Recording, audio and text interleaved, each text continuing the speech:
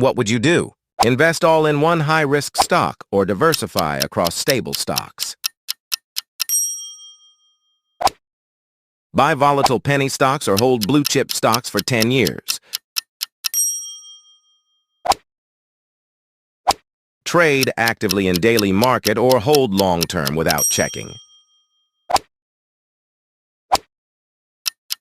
Rely on stock tips from forums or conduct thorough research before.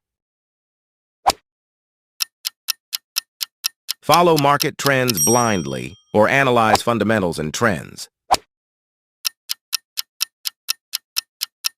Bet on speculative IPOs or stick with established companies.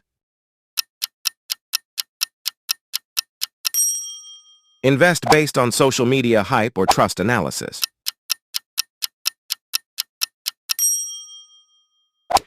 Time the market for quick gains or stay invested for long-term growth. Choose high potential, high risk, or opt for stable, moderate returns.